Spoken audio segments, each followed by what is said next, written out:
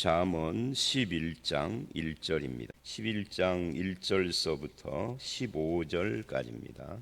11장 오늘 본문 1절로 15절 이 정직한 자와 사악한 자, 악인과 의인, 지혜 있는 자와 지혜 없는 자, 이 잠언은 계속해서 그런 것을 대조를 하는 중에 오늘 본문 1절로 8절은 이 상거래하고 관계되는 말씀들이 쭉 나오고 있습니다.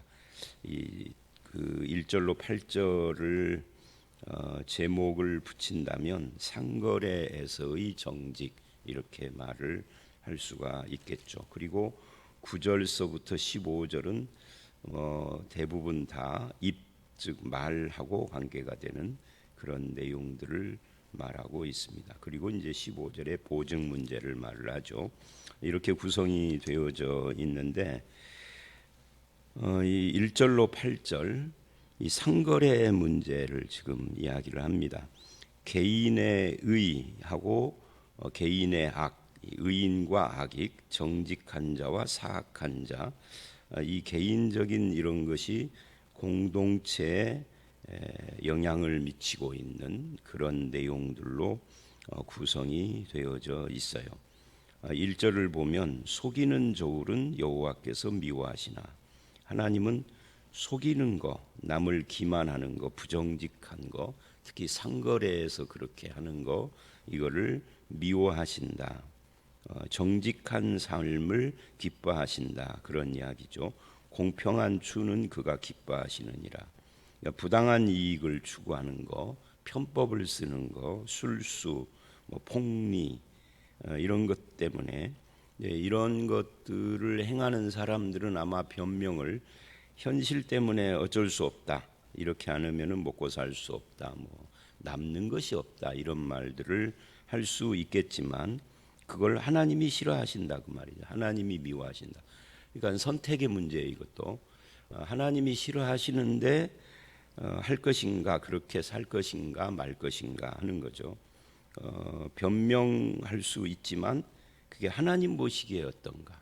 잠언은 1장부터 9장에서 여호와를 경외하는 것이 지혜다 이렇게 말을 했잖아요. 그 경외가 하나님 앞에서 하는 것을 말하고, 그래서 10장서부터는 그러니까 너는 이런 경우에 뭘 선택할 것이냐, 여호와를 경외하는 진정한 참된 지혜를 선택할 것인가, 아니면은 가짜 지혜, 머리 굴리고 술수 쓰고 하는, 편법을 쓰고 하는 가짜 지혜를 따라 사악한 길을 갈 것인가 하고 묻고 있는 거죠, 사실. 근데 대부분 우리는 전자를 따라가지 않아요. 여호와를 경외하는 진실한 지혜나 정직한 지혜가 아니라 그럼 먹고 사는데 어쩔 수 없지, 종교 때문에 내가 먹고 사는데 지장 받으면은 어떻게라고 하는 쪽을 택하죠. 그래서 지혜롭지 못한 삶을 사는 겁니다. 오늘 1절이 바로 그런 것과 관계가 돼요. 여호와께서 기뻐하시면은 밥 먹여줘, 이런 생각을 하는 거죠. 모든 것의 그 기준이 돈, 먹고 사는 거, 이익 이런 것에 있어요. 그래서 그러는 거죠. 2절을 보면 교만이 오면 욕, 이 욕이라는 게 수치죠. 교만한 자에게는 수치가 온다. 그러나 겸손한 자에게는 지혜가 있느니라 그래요. 이 교만은 부정직하고 불의하고 한 것을 이 교만이라고 한 겁니다.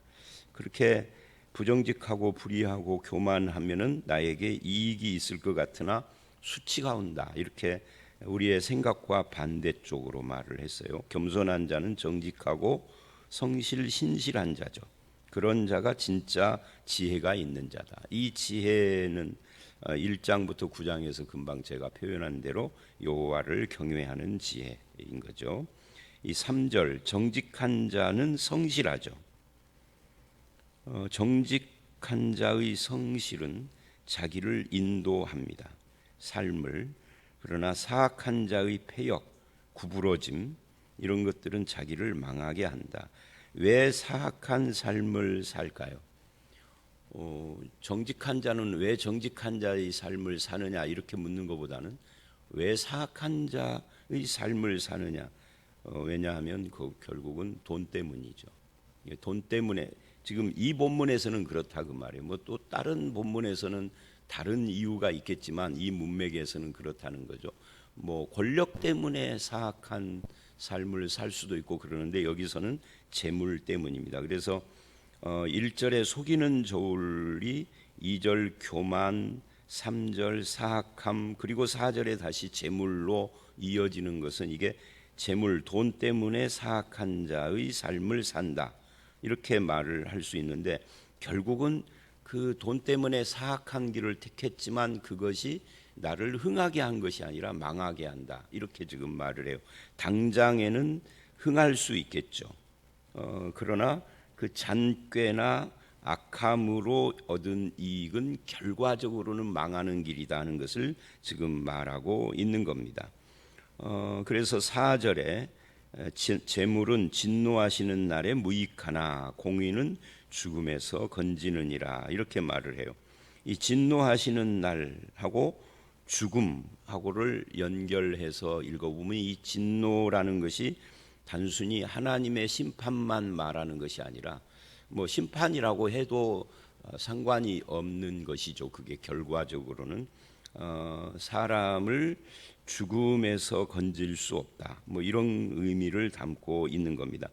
결정적인 순간에 내가 의지했던 재물이 아무 힘을 발할 수 없다 라는 것을 지금 말하고 있는 것이죠. 결정적인 순간에 나를 지켜주고 내 생명을 지켜주고 힘을 발하고 하는 것은 재물이 아닌 것, 공의로운 삶이라 그렇게 말을 하고 있습니다. 공의는 그러죠. 죽음에서 건지느니라. 그러니까 재물과 공의를 또 대비했어요.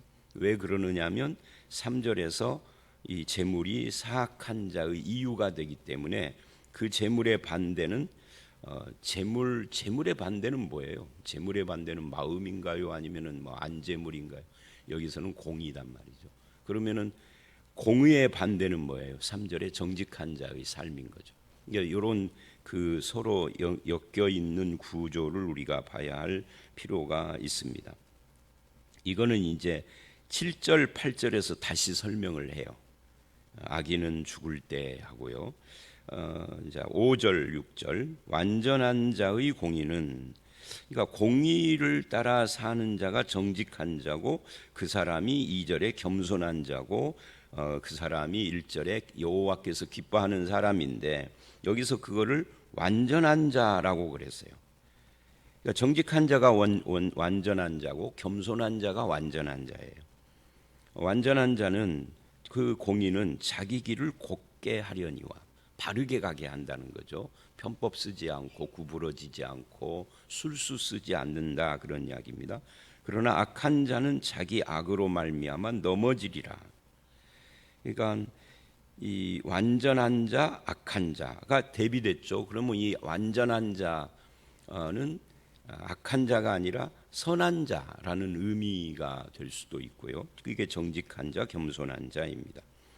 이게 의인을 말하는 거고 결국은 정직한 자, 완전한 자, 겸손한 자는 여호와를 기뻐하는 하나님을 믿는 자를 그렇게 말을 하는 겁니다. 그러면은 사악한 자는 누구예요? 하나님이 없는 자. 하나님을 안 믿는 자가 아니라 없는 자입니다. 하나님을 믿는 자인데 하나님이 없는 사람도 있죠. 하나님 없는 것처럼 사는, 뭐 하나님을 주일날은 하나님을 믿는데 월요일부터 아니지, 월요일부터가 아니라 주일날 12시 반부터는 하나님 없이 사니까 그죠? 12시 반부터 12시 한 10분쯤 예배가 끝나고 집에까지 가는 도중까지는 하나님이 계시는데 30분쯤부터는 이제 실종되는 거잖아요. 주일날 10시쯤까지 그런 삶을 사는 사람입니다. 이게 하나님을 믿는다 안 믿는다의 차원이 아니라 없는 자예요. 하나님이. 그가 악인인 거죠. 그러니까 이 의인은 하나님을 믿는 자고 하나님 앞에 사는 자죠. 네, 악인은 하나님을 믿던 안 믿던 하나님 없이 사는 사람인 거죠. 그래서 그런 자들을 지금 쭉 이야기를 하고 있는 겁니다. 또 6절을 보면 정직한 자의 공의는 자기를 건지려니와 사악한 자는 자기의 악에 잡히리라. 그러니까 결국 계속 같은 이야기들을 여러 각도로 지금 설명을 하면서 삶의 원칙이 확고한 사람이라는 것을 드러내고 있습니다. 하나님을 믿는 사람은, 그 의인은 삶의 원칙이 확고해요. 내가 여호와께서 기뻐하는 삶, 여호와께서 기뻐하지 않는 삶은 안 살겠다. 하나님 앞에 겸손한 자, 정직한 자, 성실한 자의 삶을 살겠다. 공의를 시행하며 하나님 앞에 곧은 길을 가겠다. 이런 결심이 확실한 사람이에요. 결심이 확실하려면 삶의 가치관이 확고해야 하는 거죠. 시류 따라서, 상황 따라서 왔다 갔다 갈짓자 하는 사람은 그렇게 살 수가 없는 거죠. 그 사람은 그 바른 길을 갈 수밖에 없는데, 이 악한 자가 스스로 넘어지고 망하는 것과는 다른 겁니다. 악한 자는 누가 뭐라고 안 해도 그 구부러진 길을 가고 사악한 길을 가서 결국은 자기 스스로 멸망과 죽음의 길을 걸어가고 있는 거예요. 스스로 망하는 거죠. 근데 그런 사람과 달리 자기를 인도하고 건지고 하는 그 길을 간다는 거죠. 바른 길을 가는 것이 성실, 정직, 공의로움이 그를 지켜준다 하는 겁니다. 바람의 방향이 바뀔 때마다 배가 흔들려서 항로가 변경되는 그런 일은 이상한 거죠. 아무리 태풍이 불어도 항로를 딱 정해놨으면은 태풍을 거슬려서 잠시 흔들릴 수는 있으나 결국은 그 큰 목표는 그 정해놓은 그 해도를 따라서 가는 거예요. 배가. 뭐 저는 배를 그렇게 먼 바다로 안 타봤지만 그런다는 건 뭐 일반 상식인 거죠. 그것처럼 하나님을 믿는 사람이 그렇다. 그래서 7절, 8절에는 그런 사람은 죽을 때에도 그 소망이 끊어지지 않는다. 불의의 소망이 없어지고 의인은 환난에서, 악인은 죽을 때 그 소망이 끊어져요. 근데 의인은 그렇지 않아요. 환난에서 구원을 얻으나, 그러면은 악인이 죽을 때 그 소망이 끊어진다라는 이 소망은 뭘까요? 그 소망은 뭐 천국 소망이 아니고요, 구원의 소망도 아니고 재물을 말하는 겁니다. 그러니까 악인이 재물을 의지하지만 결국 그것이 죽음에서 그를 건지지 못한다. 하나님의 심판에서 그를 건지지 못한다. 불의의 소망은 사라진다. 이렇게 지금 말을 하고 있는 겁니다. 악인은 자기 길로 가나 의인은 환난에서 구원을 얻는다. 그래서 여기까지 결국은 상거래에서의 정직, 그리고 재물에 대한 태도와 하나님에 대한 태도, 이런 것들을 쭉 정리를 했습니다. 우리들 가운데도 하나님을 믿지만 하나님 없이 사는 사람, 하나님하고 전혀 믿기는 믿는데 하나님하고 관계없이 인생길을 걸어가는 사람들이 있을 수 있어요. 그런 사람들은 그 끝을 생각해야 한다 하는 것을 지금 이 본문은 교훈을 해주고 있습니다. 지금 당장이 아니라 마지막 결과, 인생의 결론을 바라보며 살아야 하고, 상황이나 이 방향, 바람의 방향 때문에 흔들리고 목표 지점을 바꾸는 어리석은 삶을 살면은 안 된다 하는 것을 보여주고 있습니다. 하나님을 믿는 자, 다시 정리를 하면 여호와께서 기뻐하는 길을 걸어가고 겸손하며 정직하고, 그리고 완전하고, 그리고 그 소망을 하나님께 두는 자이다 하는 것을 오늘 이 본문을 통해서 우리는 봤습니다. 그 다음에 9절서부터 15절, 14절까지는 이게 입의 문제인데, 말의 문제인데요. 잠언은 이 재물과 말, 그리고 인간관계, 이런 것들이 굉장히 반복적으로 많이 나와요. 인생 사는데 돈, 말, 인간관계, 이런 것들이 굉장히 중요한 비중을 차지하기 때문일 것입니다. 남에게 영향을 주는 이 입술의 정직함, 그리고 사람과 성읍, 이 잠언에서나 구약에 나오는 이 성읍은 뭐 요즘으로 말하면은 마을, 뭐 단체, 교회, 뭐 직장, 국가 이런 것들을 다 포함을 하는 거겠죠. 근데 내가 속한 그런 성읍, 내가 속한 공동체를 흥하게 하거나 망하게 하는 것이 말의 위력이다 하는 것을 보여주고 있습니다. 공동체를 흥하게 하는 것도 입이고 무너지게 하는 것도 입이고 그렇다는 거죠. 그래서 이 입술 이야기를 잠언이 아주 많이 하는 겁니다. 말로 서고 말로 망한다 하는 거죠. 그래서 이거 이제 정리를 해보면 9절을 보면 입으로 이제 사람이 이웃을 망하게 한다. 이 9절을 보니까 악인은 입으로 그 이웃을 망하게 해도 의인은 그 지식으로 말미암아 구원을 얻느니라. 의인이 형통하면 성읍이 즐거워하고 악인이 패망하면 기뻐 외치느니라. 그러니까 말로 망하게 하고 구원 얻게 하던 그 사람이 한쪽이 망하게 하는 그 말을 함부로 하는 이 사람이 망하면 온 성읍이 기뻐 외치고 그 의인 말로 세우는 사람이 형통하면 또 함께 성읍이 즉 공동체가 다 즐거워하고 그러니까 말의 위력 때문에 이런 반응을 보인다 하는 것이죠. 11절 성읍은이라는 것이 우리 오고에 해당이 안 돼서 자꾸 이제 걸리는데 내가 속한 공동체, 뭐 가정, 단체, 교회, 직장, 우리 넓게는 국가까지 이 공동체는 정직한 자의 축복으로 인하여 이 정직한 자의 축복 이게 결국은 어떤 것이냐면 말로 축복하는 거죠. 인하여 진흥하고 악한 자의 입으로 말미암아 여기 정직한 자의 축복이 후반부에서는 악한 자의 입 축복과 입이 서로 연관돼서 나오는 거예요. 이게 잠언을 읽을 때 또 히브리어의 특징을 늘 말을 하잖아요. 같은 문장 안에서 같은 단어를 안 쓰려고 하는 경향이 있기 때문에 요 원리를 이해를 하면은 앞에나 뒤에 잘 이해가 안 되는 단어가 나올지라도 왜 여기서 이런 표현을 하지? 근데 뒤에 어떻게 표현하느냐에 따라서 대조나 또는 비교가 되기 때문에 그러니까 앞에 정직한 자의 축복이 뒤에 악한 자의 입하고 연결해서 이게 말로 축복하는 걸 말하는 겁니다. 그거를 진흥하거나 무너뜨리는 결국은 말로 흥하게 하고 말로 무너지게 하는 이런 것들을 지금 말을 하고 있는 겁니다. 그 다음에 12절, 13절을 또 묶어서 볼 수 있어요. 지혜 없는 자는 그 이웃을 멸시하나 명철한 자는 잠잠하느니라.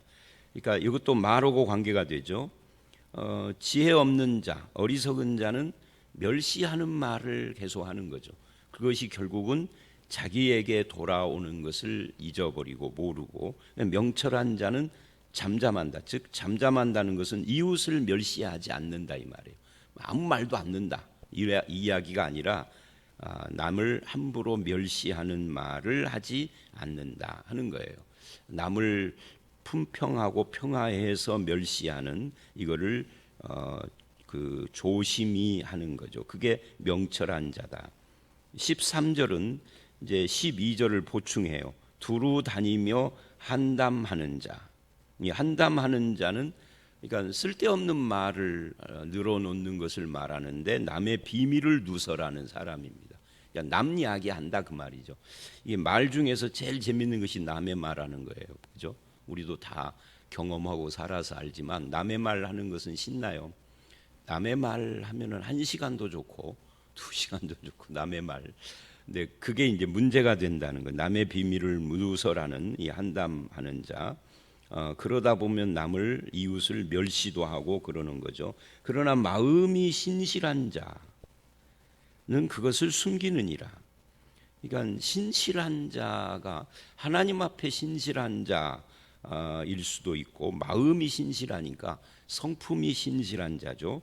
숨겨. 그러니까 다른 사람의 비밀이나 쓸데없는 이야기들을 뭐 굳이 털어놓지 않아도 되는 말을 함부로 하지 않는 사람이 신실한 사람이다라고 지금 이야기하고 있는 거예요. 그래서 12, 13절은 말은 말인데 이웃의 비밀을 이야기하고 관계되는 이건 신약에서도 그 여자 권사나 이런 사람들 이야기를 디모데전서 같은데 할 때 험담, 한담, 쓸데없는 이야기하는 거 지적을 하잖아요. 그리고 14절을 보면 지략이 없으면 백성이 망하여도 지략이 많으면 평안을 누리느니라. 여태까지 지금 말 이야기를 하다가 갑자기 14절과 15절은 엉뚱한 이야기를 해요. 지략이 없으면 백성이 망한다. 지략이 많으면 이렇게 하는데, 이 지략이 있다 없다 하는 것은 지혜로운 자하고 관계가 되죠. 참 지혜로운 자냐 아니냐 하는 것에 따라서 그 한 사람에 따라서 백성이 평안을 얻느냐 아니면 망하게 되느냐 하는 것이 좌우된다. 그러니까 백성을 평안하게 하는 지혜가 참된 지혜다라고 말하고 있습니다. 이 백성이 이제 왕의 입장에서 표현된 그 용어라고도 할 수 있는데, 이걸 우리에게 적용하면은 뭐 예를 들면은 부모나 가장이 그 가족들을 망하게 하는 사람이냐 평안을 누리게 하는 사람이냐 이렇게 말할 수도 있고요. 교회의 지도자, 목사나 장로, 권사 이런 사람들이 교회를 망하게 하는가 평안하게 하는가, 또 그들의 입이나 말하고 관계가 굉장히 많죠. 그래서 이런 것들 뭐 가정과 교회만이 아니라 우리가 속한 공동체, 앞에 9절서부터 말을 할 때 이 성읍 이야기를 계속했잖아요. 이 성읍과 백성이 연결이 되는 겁니다. 그러니까 이 성읍을 내가 속한 공동체라고 그렇게 번역을 할 수가 있어요. 내가 속한 그 공동체를 망하게 하느냐 평안하게 하느냐를 우리가 깊이 고려하고 생각하면서 말도 하고 해야 한다. 그래야 이게 참 지혜로운 사람이다. 지혜가 없는 사람은 그런 걸 생각을 않는 거예요. 15절은 보증 문제인데요. 이 잠언은 보증을 서지 말라라고 하는 말을 참 많이 합니다. 타인을 위하여 보증이 되는 자는 손해를 당하여도 보증이 되기를 싫어하는 자는 평안하니라. 여기서는 이제 어떤 보증이냐 하는 말은 구체적으로 말하지 않았어요. 이게 무슨 신용에 대한 것인가 아니면 재산에 대한 것인가 아니면 또 다른 어떤 것이, 보증도 여러 종류가 있을 수 있잖아요. 그런데 이제 그런 것을 구체적으로 명시하지 않고 그냥 보증이라고 했습니다. 근데 전에도 이 보증 이야기가 앞에 나온 적이 있어서 제가 언급을 했는데, 갈라디아서 같은 신약에 가보면 이 보증을 서지 말라라고 하지 않고 서로 짐을 져주어라 그래요. 거기는 보증이라는 말 아니고 짐이라고 했잖아요. 근데 그것도 뭐 넓은 의미에서 보면은, 넓게 보면은 비슷한 것이죠. 근데 왜 이 본문은 보증을 서지 말라고 했을까? 아니, 이 본문뿐만 아니라 잠언은 왜 보증을 상당히 금기시할까? 여러 가지 이유가 있겠죠. 예를 들면 보증을 서지 말라 하는 이것은 감당할 수 없는 일을 네가 책임질 수 없는데 그렇게 함부로 해서는 안 된다 하는 것을 의미하는 거죠. 그러니까 감당할 수 없는 걸 보증하는 것은 일종의 거짓 행위에 속한다라는 의미로 보증을 서지 말라 하는 것이 그 첫 번째일 수 있어요. 그 다음에 또 하나는 이 빚진 자가 능력 이상의 삶을 사는 것에 대해서 지금 방지하는 겁니다. 능력 이상의 삶을 살려고 하니까 자꾸 남의 보증을 요구하지 않느냐, 뭐 이런, 사실은 예외도 있어요. 예외도 많이 있습니다. 그러나 지금 잠언은 어떻게 사는 것이 지혜로운 삶이냐를 중심으로 말을 하기 때문에 이런 말을 하는 거예요. 또 우리 재물은 내 것이 아니기 때문에, 나는 청지기이기 때문에 내가 함부로 그렇게 할 수 없음을 또한 이렇게 말을 하는 이유로 제시할 수 있습니다. 결국은 오늘 본문 1절서부터 14절까지 전체와 연결해서 생각을 해보면 정직하고 성실한 삶을 요구하는 거죠, 이 보증 문제는. 그래서 정직한 삶, 성실한 삶을 살아라라고, 그러니까 재물 이야기, 상거래 이야기를 하는 1절로 8절에서도 정직한 자 이야기를 했는데, 말 이야기를 하는 9절로 14절에서도 정직한 자의 축복 이렇게 이야기를 해요.